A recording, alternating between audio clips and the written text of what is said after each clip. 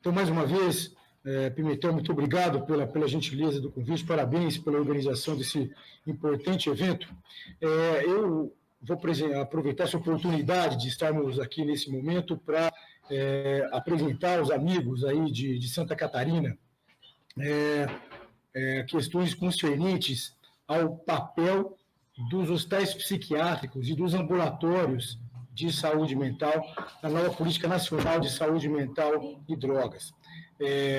O objetivo, na verdade, dessa apresentação é lançar luz no papel relevante desses serviços para o cuidado integral às pessoas que apresentam transtornos mentais e dependência química em nosso país. Isso porque, infelizmente, por conta de políticas públicas inapropriadas, inadequadas, orientadas ideologicamente, esses serviços foram perseguidos e muitos deles fechados de maneira indiscriminada, Brasil afora, o que levou a grande desassistência aos nossos pacientes. Então, a ideia, na verdade, é apresentar aos amigos a importância desses serviços e como esses serviços, então, foram reintegrados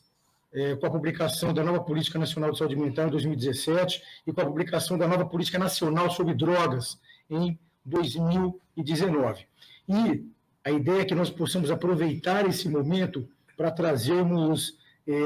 estudos científicos, evidências científicas, mostrando a importância desses serviços para o cuidado dos pacientes, mostrando que, na verdade, políticas públicas precisam ser construídas tendo como base evidências científicas. Esse daqui, então, é o roteiro que nós vamos utilizar para essa apresentação. No primeiro momento, nós vamos falar sobre a nova Política Nacional de Saúde Mental, que foi publicada, como já disse, em 2017, mudando alguns paradigmas, alguns modelos que vinham em curso em nosso país e que vinham, infelizmente, trazendo indicadores bastante ruins, né, dessa política pública. Na sequência, vamos falar um pouco sobre a nova Política Nacional sobre Drogas, publicado no ano de 2019, e, por fim, vamos comentar sobre a nova Lei de Drogas, publicada também no ano de 2019. Então, são 3 novas normativas que nós temos no país hoje, normativas essas que se alinham entre si e dão novos direcionamentos, novos norteamentos para as ações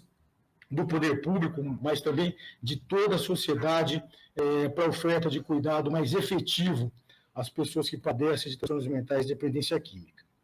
Iniciando, então, aqui, falando sobre a Política Nacional de Saúde Mental, é importante nós trazermos um breve histórico. Eu começo aqui, então, há exatos 20 anos, quando da publicação da Lei 10.216. Essa lei foi muito importante, porque ela passou a regulamentar a assistência às pessoas com transtornos mentais e dependência química no Brasil, e de maneira bastante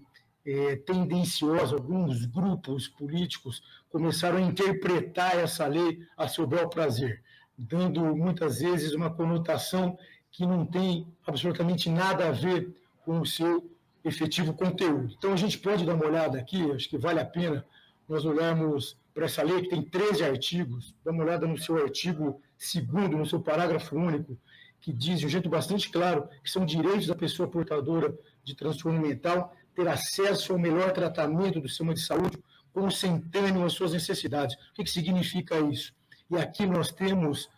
o espírito dessa lei, aqui é o ponto fulcral dessa lei. Na verdade, a lei coloca que o tratamento, as pessoas que apresentam transtornos mentais precisam se dar de acordo com as reais necessidades do paciente, e não de acordo com concepções políticas, ideológicas, de grupos que estão no poder em determinados momentos históricos. Infelizmente, o espírito da lei acabou se perdendo novamente por conta de interpretações enviesadas que acabaram se abatendo sobre ela. Uma coisa que eu acho bastante interessante é quando nós nos debruçamos sobre a lei, e nós chegamos aqui no seu artigo 6º, que regulamenta sobre as internações dos pacientes com transtornos mentais e dependência química. E a Lei 10.216 regulamenta as 3 modalidades de internação psiquiátrica, quais sejam internação voluntária, involuntária e compulsória. Ou seja, a Lei 10.216, ela não só não diz que não há possibilidade de internar pacientes, como alguns grupos advogam, mas, pelo contrário, ela deixa nítido, explícito no seu artigo 6º a possibilidade, em alguns casos, a necessidade da realização da internação psiquiátrica, em especial quando os pacientes se encontram em risco ou quando eles estão colocando outras pessoas em risco. E nos 13 artigos dessa lei, em nenhum momento há que existe a necessidade de fechamento de serviço, como hospitais psiquiátricos, como ambulatórios, como vinha acontecendo. Então, é muito importante que nós nos atentemos para essa lei, porque é a lei que hoje regulamenta a assistência às pessoas com dependência química e transtornos mentais no país, e a lei que nós precisamos obedecer. Então, é importante que nós a conheçamos para que nós não caiamos, né, enfim, nesse ponto do vigário que muitas vezes acaba sendo colocado. Então, essa daqui é a primeira questão que eu queria trazer para o nosso debate. A segunda questão, eu trago aqui uma resolução do Conselho Federal de Medicina, do CFM, a resolução 2056 de 2013, ela regulamenta uma série de questões, enfim, no que diz respeito à assistência ao paciente com transtorno mental e traz, inclusive, a possibilidade, a regulamentação da internação involuntária, né? Ou seja, tudo isso para ficar claro que hoje no Brasil nós temos normativas, nós temos uma lei federal e nós temos normativas infralegais que regulamentam a internação psiquiátrica no Brasil, de modo que não existe nenhum motivo, que não ideológico, obviamente, que impeça a internação de pacientes que apresentam quadros clínicos graves, agudizados e que colocam esse indivíduo em risco e colocam outras pessoas em risco. Então, é importante que nós entendamos, né, o arcabouço legal hoje, o arcabouço normativo no que tange a internação dos pacientes psiquiátricos. Seguindo um pouco mais adiante, eu trago aqui, no ano de 2011, a publicação por parte do Ministério da Saúde da portaria 3088. Essa portaria foi de grande importância porque ela estabeleceu a rede de atenção psicossocial, a RAPS, no âmbito do SUS, do Sistema Único de Saúde. E é muito interessante porque serviços de grande relevância para o tratamento das pessoas com transtornos mentais e dependência química, como hospitais psiquiátricos, hospitais de ambulatório de saúde mental, não entraram na composição inicial da RAPS, meramente por uma questão ideológica, ou seja, não existia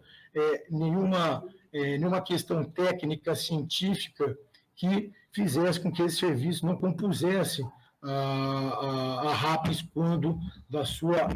introdução. O que acabou acontecendo, então, é que, por conta dessa situação, infelizmente, houve uma aceleração do processo de fechamento e desmantelamento desse serviço, dos hospitais psiquiátricos, dos ambulatórios de saúde mental e dos hospitais dia, o que acabou levando uma grande desassistência aos nossos pacientes, desassistência essa tanto de base comunitária, por conta da ausência do ambulatório de saúde mental na nossa rede de atenção, como também desassistência em serviços de internação. Então, quando a RAPS foi composta inicialmente, lá em 2011, ou seja, aí também já vão 10 anos, na portaria 3088, esses foram os serviços que compuseram a rede inicialmente. Os CAPs, Centro de Atenção Psicossocial, as residências terapêuticas, as SRTs, unidades de acolhimento, leito de saúde mental hospital geral, atenção básica, urgência, emergências, com unidades terapêuticas. Diante desse cenário, então, enfim, de fechamento de serviço, da falta de oferta de serviço apropriado à população, o que a gente acabou tendo no Brasil, como os senhores podem ver aqui, foi o estabelecimento de indicadores muito ruins, né, da nossa política pública de saúde mental. Aqui eu trago alguns deles, para que os senhores possam ver. Então, primeiro, aumento da mortalidade relacionada à presença de transtorno mental, ou seja, os nossos pacientes morriam cada vez mais precocemente. Esse daqui, inclusive, é um trabalho que eu publiquei, e aqui também já se vai há bastante tempo, quase 10 anos que eu publiquei em parceria com o Dr. Rafael Bernardon, que vai estar conosco daqui a pouco. Segunda questão que é importante, altas taxas de pessoas em situação de rua com transtornos mentais, né? O primeiro trabalho, né, metodologicamente mais consistente, publicado no Brasil, foi publicado pelo professor Uriel Reckert, da Universidade Federal de Juiz de Fora, em 99, ou seja, aí já se vão mais de 20 anos, ou seja, essa bola vinha sendo cantada há bastante tempo e a gente insistiu no erro, né? E esse trabalho é importante porque já há mais de 20 anos ele mostrava, o professor Uriel Reckert mostrava que a falta de assistência apropriada, incluindo aí a falta de leito para paciente que apresenta quadros clínicos agudos, levava esse indivíduo a uma situação de vulnerabilidade, esse indivíduo, então, ia para as ruas. Outra situação, aumento e expansão das cenas abertas de drogas, com as cracolândias, aumento do uso de drogas na população em geral. De acordo com dados do Escritório das Nações Unidas sobre Drogas e Crimes, por exemplo, o Brasil é o segundo maior consumidor de cocaína do mundo, o Brasil é o maior mercado consumidor de crack do mundo. Aumento nos afastamentos da Previdência Social por depressão e dependência ao crack, ou seja, nossos pacientes não vinham recebendo tratamento apropriado, não conseguiam trabalhar, esses indivíduos, então, acabavam indo para a Previdência Social por conta de problemas de saúde. Superlotação de serviços de urgência e emergência, de pessoas que apresentavam quadros clínicos agudizados, não conseguiam tratamento, ficavam ao léu, ficavam à sua própria sorte, aguardando vagas de internação. Aumento de doentes mentais graves em presídios. Os nossos pacientes não recebiam tratamento apropriado, não conseguiam acessar leitos para internação quando apresentavam agudização de seus quadros clínicos. Essas pessoas, então, se vulnerabilizavam, entravam em conflito com a lei e eram presas. Eu ouso dizer, já há bastante tempo, que o grande manicômio que a gente tem no Brasil, já há bastante tempo, é o sistema prisional, para onde vão milhares de pessoas com transtornos mentais graves todos os anos. Taxas crescentes de suicídio. Se a gente lembrar que, de longe, o principal fator de risco para alguém morrer por suicídio, a presença de um transtorno mental não detectado ou não tratado apropriadamente, nós percebemos que o aumento das taxas de suicídio nos últimos 20 anos tem relação direta com a desassistência que vinha em curso em nosso país. Então, era esse o cenário dramático, caótico que a gente vivia no Brasil. A partir de agora, então, acho que é interessante a gente entender um pouco melhor, a partir de dados, alguns estudos, né, como que a restrição ao acesso a leitos psiquiátricos e aos ambulatórios de saúde mental vinha impactando de maneira devastadora os nossos pacientes e a partir de estudos científicos, né, para que a gente possa sair de um debate meramente retórico, né, na construção de políticas públicas, que a gente possa se embasar em dados científicos. Antes de mais nada, acho que é interessante a gente se fixar nesse diapositivo, nesse slide, que mostra para a gente a taxa de leitos psiquiátricos por 1.000 habitantes no Brasil. O Brasil está aqui, ó, onde está essa flechinha marrom. O Brasil hoje, infelizmente, tem uma das menores taxas de leitos psiquiátricos de todo o mundo, o que contribui sobremaneira para a desassistência no nosso país e para que a gente tenha indicadores muito ruins como aqueles que nós conversamos há pouco. Esse diapositivo ele é importante porque ele mostra hoje qual que é a realidade efetiva do Brasil, né? Hoje nós temos 0,07 leitos para cada 1.000 habitantes. Se nós compararmos o Brasil, por exemplo, com países da OCDE, que são os países mais desenvolvidos do mundo, esses países têm cerca de 0,7 leitos psiquiátricos para cada 1.000 habitantes. Ou seja, na média, os países da OCDE têm 10 vezes mais leitos psiquiátricos do que o Brasil. Isso, obviamente, impacta de maneira devastadora nos nossos indicadores de assistência na área de saúde mental. É interessante porque existem vários artigos científicos mostrando que sociedades que têm menos de 0,3 leitos para cada 1.000 habitantes colocam seus pacientes com transtornos mentais de dependência química em risco. Risco de quê? Risco dessas pessoas irem para as ruas, risco dessas pessoas irem para o sistema prisional e risco dessas pessoas morrerem por suicídio. Ou seja, baixas taxas de leito estão relacionadas com indicadores ruins na área de saúde mental, que é basicamente a situação que nós vimos enfrentando no Brasil já há bastante tempo. Aqui, enfim, para a gente falar mais especificamente sobre alguns desses indicadores, que a gente possa se aprofundar um pouco sobre eles, a gente vai começar a falar como que a restrição ao acesso a leitos psiquiátricos se correlaciona com o aumento do aprisionamento de pessoas com transtornos mentais e dependência química. Esse diapositivo aqui traz uma curva, né, um fenômeno que é conhecido como curva de Penrose. Penrose foi um epidemiologista britânico radicado nos Estados Unidos, que começou a estudar naquele país a relação entre número de leitos psiquiátricos e encarceramento de pessoas com transtornos mentais. E ele encontrou que, conforme a redução, queda, diminuição de leitos psiquiátricos, há concomitantemente um aumento do encarceramento dos pacientes. Por quê? Esses indivíduos agudizam seus quadros clínicos, não recebem tratamento apropriado, eles não conseguem receber o tratamento no ambiente protegido, como a internação, eles ficam vulnerabilizados, por conta disso, então, aumenta a chance deles entrarem em conflito com a lei e de serem presos. E aqui, esse estudo é bastante interessante, é um estudo publicado por um grupo da Universidade Federal de São Paulo, chefiado aqui pelo professor Sérgio Andreoli, e um grupo da Universidade Federal do Rio Grande do Sul, que tinha à época à frente o nosso saudoso professor Taborda. E esse estudo é um estudo bastante importante, publicado na PLOS ONE, uma revista de grande impacto científico, mostrando altas prevalências de pessoas com transtornos mentais graves no cárcere. Esse estudo foi realizado no estado de São Paulo, mas essa é uma realidade que a gente pode encontrar, infelizmente, Brasil afora. E aqui a gente está falando de pessoas com quadros de transtornos do humor grave e quadros psicóticos graves. Então, esse estudo é muito importante, que mostra para a gente essa realidade acontecendo aqui no país. Esse outro estudo que eu vou passar a mostrar aqui para vocês, também publicado na PLOS ONE, por esse mesmo grupo, isso também realizado no Sistema Prisional de São Paulo, mostra a alta prevalência de pessoas com quadros de dependência química dentro do sistema prisional, mostrando também que, infelizmente, essas pessoas não recebiam tratamento apropriado, se vulnerabilizavam, entravam em conflito com a lei e, infelizmente, eram presas.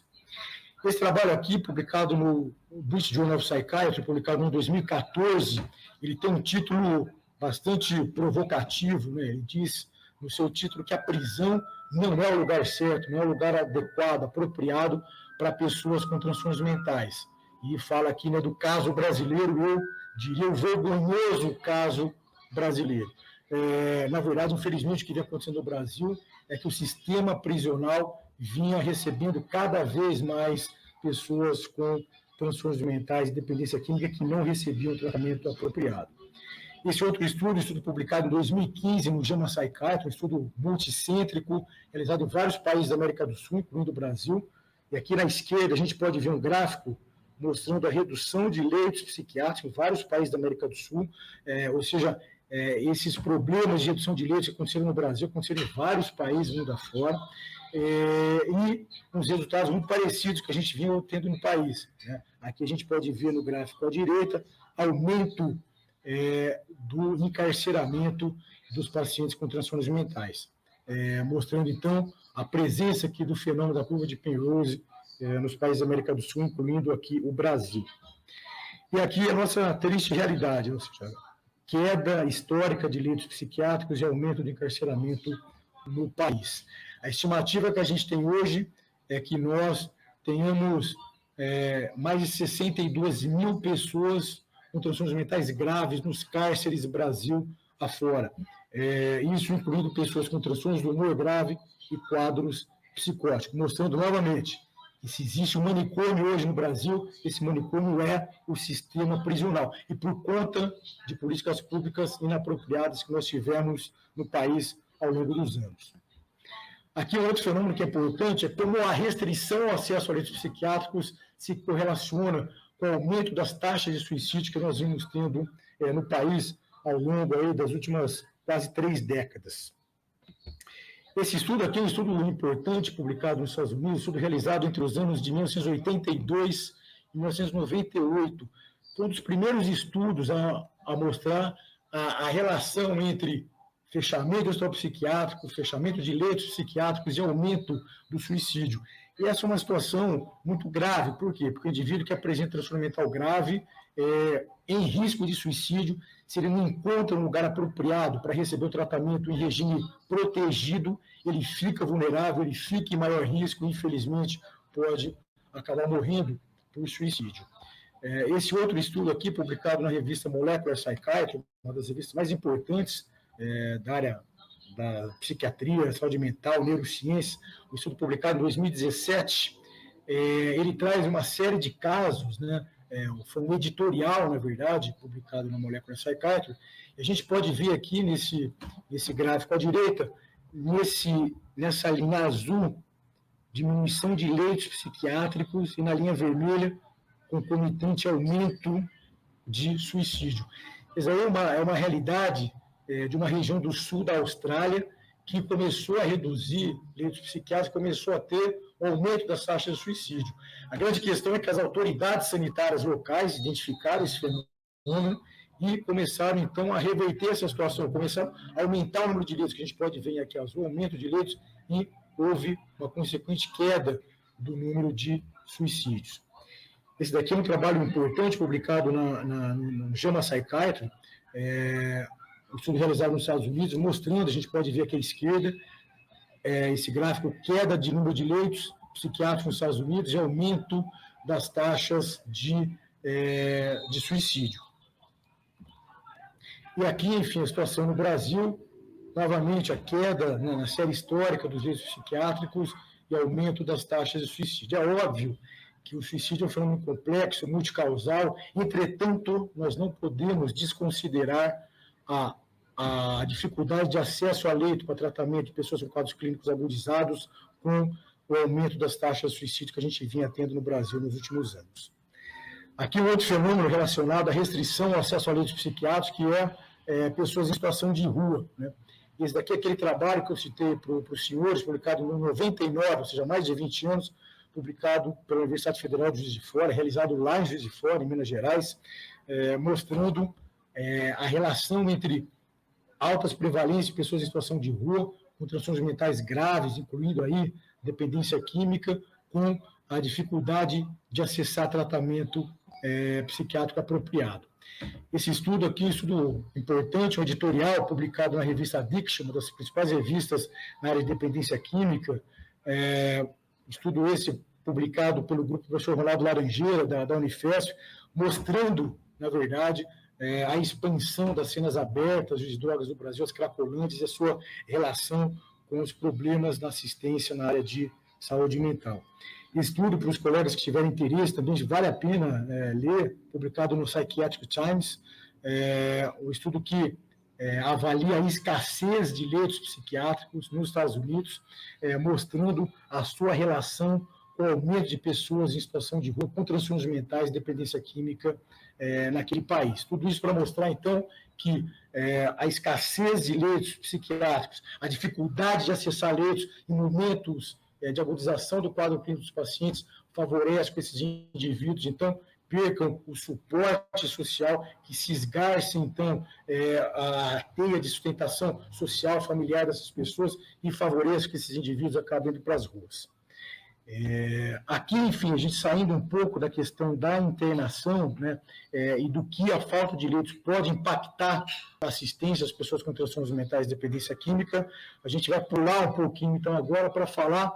o que a restrição ao acesso ambulatório de saúde mental pode provocar em termos de desassistência aos nossos pacientes. E lembrando aqui que, infelizmente, os ambulatórios de saúde mental também vinham sendo fechados, desmantelados no país, porque, infelizmente, esses serviços começaram a ser rotulados como sendo serviços médicos, que medicalizavam as pessoas, que não tratavam as pessoas, não cuidavam das pessoas, e, infelizmente, então, essa pecha acabou caindo sobre esses serviços começaram a ser demonizados e fechados Brasil afora. E aí, esse estudo é um estudo bastante interessante, publicado em 2019, um estudo realizado, também um estudo muito científico, realizado em países aqui das Américas, incluindo o Brasil, mostrando que aqui no Brasil a gente tem um gap assistencial, a gente tem um hiato assistencial para o tratamento de base comunitária, muito provavelmente por conta do fechamento e de não investimento do poder público em ambulatório de saúde mental. Quando a gente fala de assistência de base comunitária, logo a gente pensa nos CAPs, que são serviços importantes, né? Quero frisar aqui, mas são serviços que dão conta de pacientes com quadros clínicos mais complexos, que precisam passar por um processo de reabilitação, um processo de fazer com que o indivíduo volte para o seu convívio social, e por conta, então, dessa complexidade no cuidado ao paciente, tem dificuldade de serviços de atender um número grande de indivíduos. E esses serviços eles foram criados justamente não para atender grandes números de pessoas, mas para atender pacientes com quadros clínicos mais graves e com abordagens mais complexas. E os ambulatórios de especialidade, os ambulatórios de saúde mental, não. São serviços mais custo-efetivos que conseguem atender um número maior de pacientes e que, sem dúvida alguma, ajuda a reduzir, então, esse hiato assistencial, essa dificuldade de acesso às pessoas com transtornos mentais para o tratamento de base comunitária. E aqui esse estudo mostra justamente a dificuldade das pessoas acessarem tratamentos de base comunitária, pessoas portadoras de transtornos mentais comuns, como depressão, ansiedade. Mas aqui é interessante, porque apesar de serem transtornos mentais comuns, não por isso deixam de ser quadros clínicos graves, né? Ou seja, a gente sabe que o principal fator de risco para alguém morrer por suicídio são transtornos do humor, como depressão. Então, problemas na assistência de base comunitária também podem aumentar o risco, por exemplo, de suicídio. Daí a necessidade de nós investirmos em ambulatórios de saúde mental para a gente diminuir a dificuldade das pessoas acessarem cuidado, para a gente, então, diminuir os obstáculos de acesso ao tratamento por parte dos nossos pacientes. Diante desse cenário, então, bastante difícil, um cenário bastante complicado, com indicadores bastante ruins na área da política por saúde mental no Brasil, em dezembro de 2017, eu estava no Ministério da Saúde naquela ocasião, eu assumi a coordenação de saúde mental mais precisamente no mês de fevereiro daquele ano de 2017, nós então tivemos a oportunidade de um trabalho conjunto com várias entidades, incluindo aqui a Associação Brasileira de Psiquiatria, a Associação Catarinense de Psiquiatria, a ACP nos ajudou bastante, nos apoiou bastante naquela ocasião. Nós tivemos o apoio também, eu preciso registrar aqui, Pimentel, da Deise. A Deise, na época, era coordenadora de saúde mental aí do Estado de Santa Catarina, nos ajudou naquele processo de mudança da política pública de saúde mental. Então, em dezembro de 2017, nós publicamos aquela que é considerada uma política nacional de saúde mental. E foi uma política pactuada com gestores do Sistema Único de Saúde, gestores do SUS, e no primeiro momento nós já modificamos a composição da rede de atenção psicossocial, da RAPS. Nós mantivemos todos os serviços que compõem a RAPS, né? Mantivemos os CAPs, SRTs, os de acolhimento, entretanto, acrescentamos outros. Acrescentamos hospital psiquiátrico, hospital dia, unidade ambulatorial, acrescentamos ambulatórios de saúde mental, com o intuito de ampliarmos os serviços que compõem a rede, para que as pessoas pudessem ter acesso a um tratamento ampliado, um tratamento integral e de acordo com as suas reais necessidades. Ou seja, se o indivíduo apresenta necessidade de tratamento de base comunitária, o poder público precisa ofertar tratamento para ele. Se ele apresenta necessidade de tratamento hospitalar, o poder público precisa ofertar hospital para esse indivíduo. Aqui, enfim, só para a gente entender, nós começamos a investir nos hospitais psiquiátricos, né? Nós publicamos essas duas portarias, a 3588, 2017, que instituiu efetivamente a nova Política Nacional de Saúde Mental, publicamos a portaria também, a 2434, em 2018, e nós aumentamos o valor das diárias dos hospitais psiquiátricos, fazia quase 10 anos que não eram registrados. Nós aumentamos o valor da diária, o pagamento do governo federal para os hospitais psiquiátricos em cerca de 65%. Foi um aporte anual no valor de quase 100 milhões de reais anuais para os hospitais psiquiátricos do país, para que a gente pudesse, então, reverter aquela situação de asfixia financeira a que esses serviços foram submetidos durante muitos anos no Brasil, com a ideia justamente de esfacelá-los. Aqui nós também abrimos uma linha de financiamento para os ambulatórios de saúde mental, ou seja, não adianta só se colocar um ambulatório de saúde mental dentro da rede se você não abre uma linha de financiamento. Então, nós abrimos uma linha de financiamento por meio dessas duas portarias, a 3588 de 2017 e a portaria 544 de 2018, todas essas portarias do Ministério da Saúde. E o Ministério da Saúde, então, passou a aportar recurso financeiro para o financiamento de equipes multiprofissionais para os ambulatórios de saúde mental. Tudo isso para quebrar essa ideia também de que o ambulatório é uma unidade médica que medicaliza a pessoa. Não, o ambulatório é onde tem tratamento psiquiátrico, psicológico, de assistência social, de enfermagem, enfim, para que o paciente possa receber o tratamento completo num serviço mais custo-efetivo, que possa dar mais amplitude, dar mais potência para o tratamento de base comunitária dos pacientes. Então, é importante aproveitar aqui, Pimentel, que a gente está falando com os amigos aí de Santa Catarina,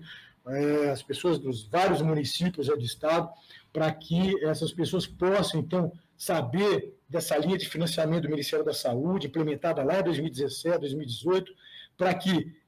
os nossos colegas psiquiatras possam levar, junto com seus gestores, com seus secretários municipais de saúde, possam levar para os seus municípios recurso, financiamento para composição de equipes ambulatoriais, para que a gente possa criar ambulatórios de saúde mental nos municípios, para que a gente possa implementar equipes de saúde mental em ambulatórios de especialidades que já existem, ou seja, o município já tem um ambulatório de especialidade médica, aí o Ministério da Saúde aporta um recurso para financiar uma equipe de saúde mental para aquele ambulatório de especialidade médica, para que a gente possa atender os pacientes, ou seja, a ideia é que a gente possa dar, com essa ação, mais potência para o tratamento de base comunitária. Então, a ideia é que a gente tenha uma rede de atenção psicossocial equilibrada, diversificada e fortalecida. Lembrar que, na verdade, a nova Política Nacional de Saúde Mental não é desse governo, do governo que passou, a nova Política Nacional de Saúde Mental foi pactuada pelos gestores de saúde, gestor federal, gestores estaduais e gestores municipais. Foi pactuada na Comissão Intergestores Tripartite do SUS, a CIT, por meio de uma resolução número 32, publicado no dia 14 de dezembro de 2017. Dando início aqui na apresentação, falar um pouco sobre a nova Política Nacional sobre Drogas, no ano de 2018, já no início do ano, nós começamos a trabalhar para realizar mudanças na política sobre drogas também, para que a gente pudesse alinhar as mudanças que nós fizemos na política de saúde mental com a mudança que nós queríamos fazer, então, na política de drogas, para que a gente tivesse duas políticas que guardam vários pontos de intersecção entre si, para que a gente pudesse, então, avançar nas mudanças de política sobre drogas também, para que a gente pudesse trazer um cuidado mais efetivo, melhor cuidado para os pacientes com quadros de dependência química. Foi, então, que em 2018, lá no Conselho Nacional de Política sobre Drogas, no CONAD, nós publicamos a resolução número 1 do CONAD, 2018. Aqui temos os colegas psiquiatras, o Antônio Geraldo, aqui o Frederico Garcia, lá de Minas Gerais, aqui o nosso ex-ministro Osmar Terra, eu estou aqui também, e nós conseguimos, enfim, publicar essa resolução do CONAD, número 1 de 2018, o que acabou propiciando que no outro ano, em 2019, já na atual gestão do governo federal, no mês de abril, nós pudéssemos publicar a nova Política Nacional sobre Drogas por meio do Decreto Presidencial 9761. E da mesma maneira que nós reorganizamos a rede assistencial dentro do SUS, do Sistema Único de Saúde, incluindo o hospital psiquiátrico, ambulatório, hospital dia, aqui, no âmbito da política pública sobre drogas, no Sistema Nacional de Políticas Públicas sobre Drogas, ou seja, no SISNAD, nós também acrescentamos esse serviço. Mantivemos todos os outros, mas acrescentamos também o hospital psiquiátrico, ambulatório de saúde mental, hospital dia, de modo que hoje nós temos, no âmbito do SUS, do Sistema Único de Saúde, lá na RAPS, uma rede completa, e no âmbito da política sobre drogas, no SISNAD, no Sistema Nacional de Políticas Públicas sobre Drogas, ou seja, hoje, tanto no SUS quanto no SISNAD, nós temos uma rede ampla de cuidado aos pacientes com transtornos mentais e dependência química, de modo que hoje nós temos uma normativa bastante robusta para que nós possamos construir redes assistenciais completas, que vai desde o tratamento de base comunitária, lá no postinho de saúde, até no sistema de internação para um paciente que apresenta quadro clínico agudizado no hospital psiquiátrico. E para finalizar, falando um pouquinho só da lei de drogas, para que a gente pudesse, então, avançar também para consolidar essas mudanças, nós trabalhamos para a publicação de uma nova lei de drogas, que foi publicada, então, no mês de junho de 2019, a Lei 13.840, trouxe uma série de mudanças na área de repressão ao narcotráfico, prevenção às drogas, mas trouxe mudanças também na parte de tratamento às pessoas com dependência química. Uma das coisas importantes aqui é que, pela primeira vez, nós temos uma lei federal sobre drogas que regulamenta a internação involuntária para os dependentes químicos. Aqui, o legislador acabou trazendo o conceito lá da Lei 10.016 para cá, e a gente conseguiu colocar, pela primeira vez na Lei de Drogas do Brasil, a possibilidade da realização de internação involuntária, que já tinha previsão legal, reitero, lá na Lei 10.016, mas que entrou também aqui na Lei 13.840. E aqui é interessante, Pimentel, só para a gente aproveitar essa ocasião, esse momento, porque muitas vezes, enfim, nós nos deparamos com críticas, posicionamentos, em especial vindos de grupos políticos totalmente extemporâneos, já com concepções mofadas, desgastadas pelo tempo, como o movimento da luta antimanicomial, que criticam a internação, em especial a internação involuntária de pessoas com transtornos mentais, dependência química, e que atribuem, né,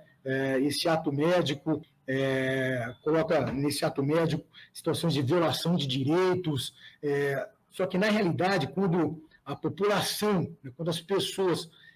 que sofrem na pele os problemas da dependência química, quando as pessoas são ouvidas, na verdade, existe um apoio quase que irrestrito à internação involuntária, por exemplo. Fiz aqui questão de trazer para os amigos verem uma pesquisa que foi publicada pelo Datafolha logo depois da publicação da nova lei de drogas, lá em 2019, em junho, e o Datafolha fez essa pesquisa, como os senhores podem ver aqui no título, mostra que mais de 80%, na verdade 83%, da população brasileira apoia a internação involuntária para dependentes químicos. Aqui, a gente está falando de internação involuntária, não é nem internação voluntária, mostrando, na verdade, como a população brasileira é sensível, né, enfim, aos problemas nessa área, como a população brasileira é sensível à necessidade de se ofertar cuidado efetivo para as pessoas. Agora, é interessante que a gente pode ver aqui nesse gráfico aqui à direita, quando o entrevistador, né, fala para o entrevistado, para a pessoa que está sendo entrevistada, explica em que termos que a internação involuntária vai se dar, ou seja, quando o paciente apresenta um quadro clínico grave, esse quadro clínico compromete a sua capacidade de entendimento, de tomar decisões autônomas, e que essa situação o leva a ficar numa condição de risco para ele ou risco para outras pessoas, quando isso é explicado para o entrevistado, a concordância em relação à internação involuntária para dependente químico é mais de 90%, 94%. De fato, eu conheço poucas políticas públicas que têm esse nível, esse grau de aceitação por parte da população, que mostra, na verdade, como a população vinha carente de uma assistência apropriada por parte do poder público, e como esses movimentos ideológicos, políticos, como a luta antimanicomial, está totalmente apartado, na verdade, da realidade das pessoas. São movimentos totalmente extemporâneos e que muito mal vinham fazendo e continuam fazendo, ainda, infelizmente, para assistência de qualidade em nosso país. Aqui, enfim, só para finalizar a apresentação, trazer aqui algumas situações que eu vivenciei aí nessas últimas semanas, nos últimos meses, alguns serviços de grande qualidade, e os hospitais psiquiátricos que a gente tem buscado estar junto, enfim, buscado ajudar, prestigiar, porque é importante que a gente não só, obviamente, mantenha esses serviços nessas redes essenciais, mas que a gente possa trabalhar para cada vez aprimorar o cuidado que é ofertado por esse serviço. E o governo federal tem trabalhado nesse sentido. Esse daqui, aqui em cima, é o Hospital Psiquiátrico Professor Severino Lopes, localizado lá em Natal, Rio Grande do Norte, o Hospital Psiquiátrico Filantrópico. Hoje ele é reconhecido pelo governo federal como sendo um centro de referência em dependência química. Nós ajudamos que esse hospital ganhasse o prêmio Nise da Silveira, da Câmara dos Deputados, fazendo com que a Câmara dos Deputados, por meio do prêmio Nise da Silveira, reconhecesse o tratamento humanizado ofertado no hospital psiquiátrico. Isso daí é muito importante, que a gente precisa quebrar esse paradigma de que o hospital psiquiátrico quebra direitos dos pacientes e viola direitos, e não é nada disso. Aqui embaixo, aqui à esquerda, uma visita que eu fiz a Cuiabá, junto com um colega da Associação Brasileira de Psiquiatria, da BP, o Lebrinha, que está aqui. A gente fez um visito lá no Hospital Psiquiátrico Adalto Botelho. Para mim, foi uma grande satisfação voltar lá esse ano. Eu estive lá agora, faz um pouco mais de 2 semanas, lá em Cuiabá, lá no Mato Grosso, visitei o Adalto Botelho, porque eu tinha estado lá em 2017, quando eu estava no Ministério da Saúde. Naquela ocasião, existia a intenção clara do Poder Público Local de fechar o Adalto Botelho, né? A gente conseguiu reverter esse entendimento e hoje está investindo para reformar o Adalto Botelho. O Adalto Botelho está em reformas para ofertar um tratamento de maior qualidade para os seus pacientes. E aqui, por fim, né, eu queria mostrar aqui a minha alegria de ter estado aqui com os amigos Eduardo Pimentel, Henrique Fogaça, lá no aniversário de 80 anos do Instituto de Psiquiatria de Santa Catarina, do IPQ, lá na Grande Florianópolis, lá em São José. Para mim foi uma alegria muito grande ver esse serviço revitalizado, revigorado, né, com residência médica, com ensino, com profissionais de altíssima qualidade, um serviço que era um hospital colônia, e agora um serviço, um hospital psiquiátrico especializado, moderno, e que oferta um tratamento de qualidade para os seus pacientes. E é nesse caminho que a gente precisa ir. A gente precisa trabalhar para aprimorar cada vez mais os nossos serviços, nossos hospitais, os nossos CAPs, nossos ambulatórios, nossas unidades de acolhimento, para que os nossos pacientes possam receber o tratamento cada vez de maior qualidade. Não cabe mais nós temos políticas públicas para fechar serviços. A gente precisa ter políticas públicas para aumentar serviços e aumentar serviços de qualidade para a nossa população, tanto serviços de base territorial quanto serviços de internação. Então, eram essas questões que eu queria trazer para os senhores. Mais uma vez, muito obrigado pelo convite e parabéns pelo evento. Muito obrigado.